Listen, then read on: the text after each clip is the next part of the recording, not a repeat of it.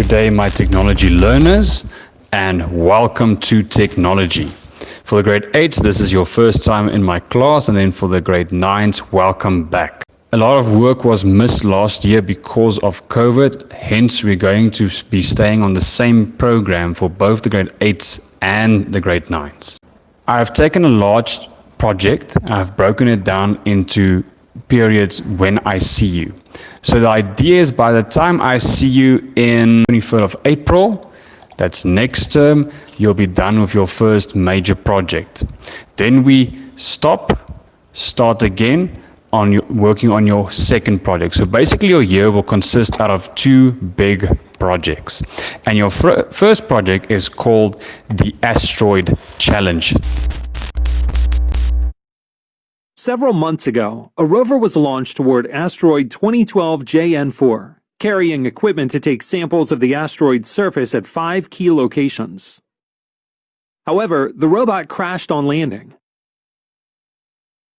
Only 3 things still work on the robot: the science equipment, which means it can still do the mission, the motors and rotation sensors, which means it can still drive, and the battery, but not the solar panels, which means the robot can run, but only a limited number of times.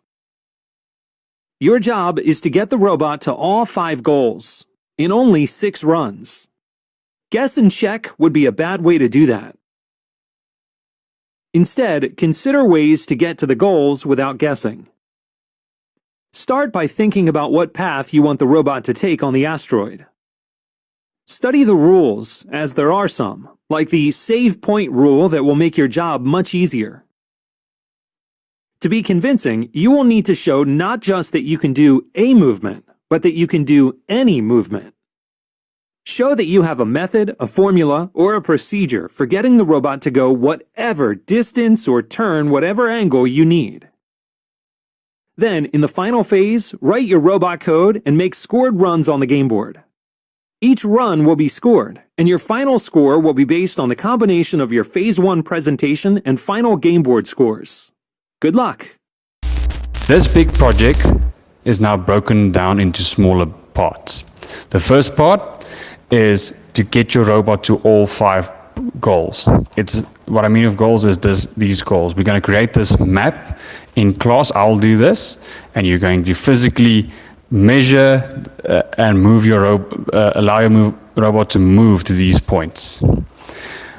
Okay, so that's the movement. Your robot also needs to be able to pick up an object that you will create and put it down again.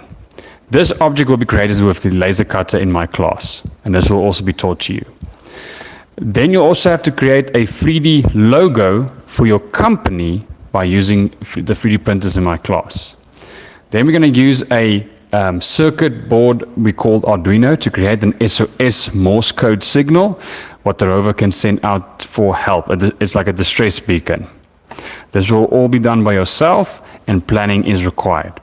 Now this sounds like a lot, but what's going to happen is over the next few weeks I'm going to teach you separately all the different skills you need. So we will do laser cutting together, we will do Arduino together, we will do 3D printing together. And when you've got all those skills in place, then in class when we come back to school, we will start with the robotics and we'll take turns working with the robots. So one day you'll be working with the robots, the next time you will be busy with either laser cutting, 3D printing, or creating your logo. Okay, so that's or the Arduino. So that's the idea. So we're going to take turns working in separate times. It's important. I want to show you how your marks will look like. So you will get a score out of 100 by the end of this project, and they'll be broken down to smaller parts. So 20 marks will go towards the movement of the robot, 20 towards the arm, 20 marks for the 3D printed object. The logo is this is the laser cutting, the 3D printing, and the Arduino. And then finally you'll get a mark out of 100. You'll get these marks separately. So some of these marks will be allocated in term 1, and some of them will be allocated towards term 2. Okay, but that's something I'll worry about. I just want you to see how it looks like.